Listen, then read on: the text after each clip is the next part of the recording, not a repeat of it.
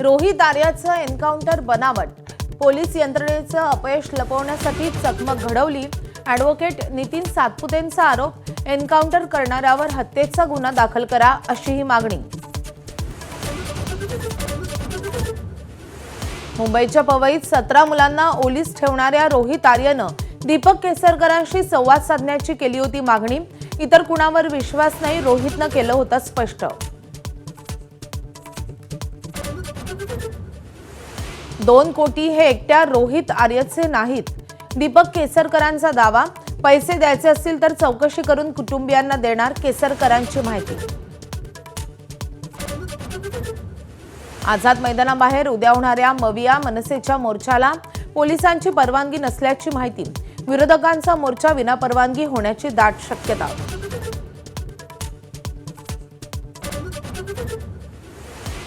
रुपाली ठोंबरेंनी गुंड पाठवून मारहाण केली, रक्तबंबाळ अवस्थेतील माधवी खंडाळकर या महिलेचा गंभीर आरोप। रुपाली ठोंबरेंनी आरोप फेटाळले तर महिलेचाही यू-टर्न। 30 जून 2026 पर्यंत कर्जमाफीबाबत निर्णय घेणार, बच्चू कडूंच्या आंदोलनाच्या पार्श्वभूमीवर सरकारचं आश्वासन। कर्जमाफीसाठी सरकारकडून उच्चाधिकार समितीची नेमणूक।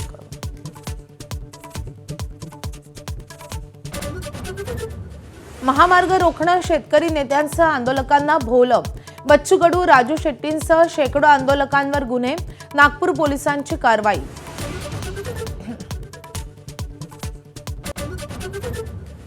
हवा महालासाठी बच्चू कडूंनी गोरगरिबांच्या जमिनी बळकावल्या, प्रतिस्पर्धी आमदार प्रवीण तायडेंचा आरोप। कडूंनी उभारलेल्या हवा महलाची उच्चस्तरीय चौकशी करा अशी मागणी।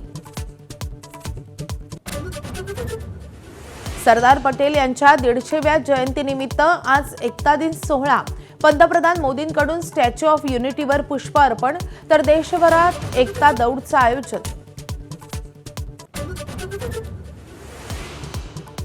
अमेरिकेतील न्यूयॉर्कमधील परिस्थिती मुसळधार पावसानंतर बिकट, वर्ल्ड ट्रेड सेंटर जवळील परिसरामध्ये पाणी साचलं, परिसरात भीतीचं वातावरण।